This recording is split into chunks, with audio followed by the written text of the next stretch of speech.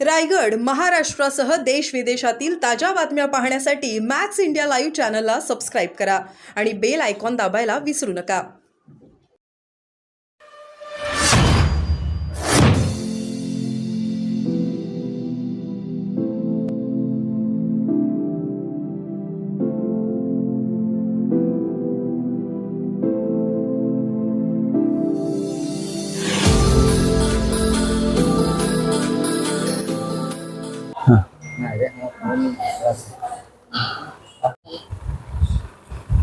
काय होतं महाविकास आघाडी म्हटलं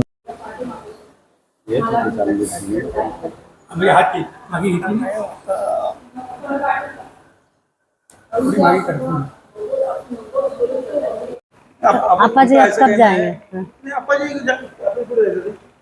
कब जाएंगे आप?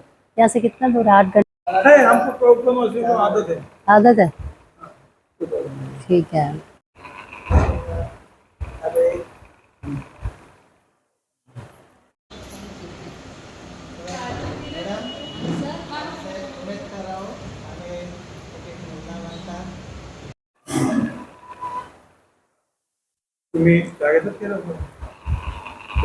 भैया का नाम क्या है?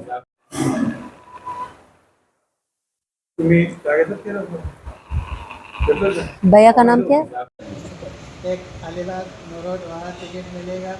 रायगढ़ में कांग्रेस जरूर बढ़ेगी. यहाँ अगर टिकट नहीं मिलेगा तब समझ लो कमजोर हो जाए. निश्चितच या इलेक्शनला उभं राहायचं ठरवलेलं आहे. त्या हेतूने गेल्या बऱ्याच दिवसापासून आमची सगळी तयारी चालू आहे. महाविकास आघाडी मार्फतच मी उभा राहणार आहे. माननीय उद्धवजी बाळासाहेब ठाकरे, त्याचप्रमाणे आदरणीय शरदचंद्रजी पवार, त्याचप्रमाणे आमच्या आदरणीय नेत्या सोनिया गांधी, खरगेजी, राहुल गांधीजी, प्रियंका गांधीजी, असे सर्व मंडळी जे आहेत ते जय्यत तयारीला लागलेले आहेत. सर्वांचा हेतू एकच आहे की हे जे सरकार आहे की ज्या सरकारला सगळेजण कंटाळलेले आहेत, महागाई, बेरोजगारी, जे महत्त्वाचे प्रश्न आहेत त्यावर कोणच बोलायला तयार नाही आहे.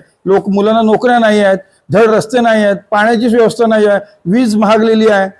अलिबाग सारख्या ठिकाणी बोलायचं ना रेल्वे ना धड रस्ते, येणाऱ्या लोकांना 2-2 तास वळकापासून अलिबाग पण यायला लागतात. ही जी परिस्थिती निर्माण झाली ही अत्यंत वाईट आहे आणि ही परिस्थिती बदलणं ही काळाची गरज आहे.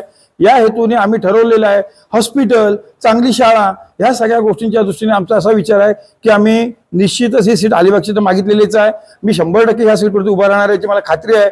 आदरणीय महाविकास आघाडी माझ्या नावाचा विचार करेल, मला खात्री आहे. महेंद्र दळवी हे महायुतीचे उमेदवार आहेत. आता सध्या जर आपण बघितलं तर त्यांची तयारी जोरदार सुरू आहे. आणि एका बाजूला शेतकरी कामगार पक्षानं देखील या ठिकाणी उमेदवारीसाठी दावा केलेला आहे. काँग्रेसनं देखील दावा केलेला आहे. महाविकास आघाडीच्या नेत्यांसमोर हा जो प्रश्न निर्माण झालाय तो कशा पद्धतीने सोडवता येईल? प्रश्न असा आहे, महाविकास आघाडीमध्ये शेका पक्ष निश्चितच आहे, नाही असं नाही, परंतु शेका पक्ष जरी असेल तर शेका पक्ष अन्य जागांवर लढू शकतो. काँग्रेसच्या बाबतीत जर बोलायचं तर रायगड जिल्ह्यामध्ये सर्वात जर ताकदवान जर कुठे आम्ही असू तर अलिबागमध्ये आहोत. काँग्रेस पक्ष हा अलिबागच सर्वात ताकदवान आहे किंवा इथे लढू शकतो आणि खात्रीने सीट मिळू शकतो. महेंद्र दळवी आमदार आहेत, वादच नाही, मागच्या वेळेस ते निवडून आलेले आहेत. यापूर्वी पंडित पाटील आमदार होते. आपल्याला माहिती असेल तर आपल्या अलिबागची पद्धत आहे, प्रत्येक वेळेस आज एका पक्षाला लोक कौल देतात, लोक दुसऱ्या पक्षाला देखील कौल देतात. आणि यावेळेस मागच्या वेळेस जी घटना घडली त्याने आयत्या वेळेस शिवसेनेकडे निवडून आले उद्धव साहेबांकडनं आणि त्याने आयत्या वेळेस शिंदे सरकारमध्ये ते गेले.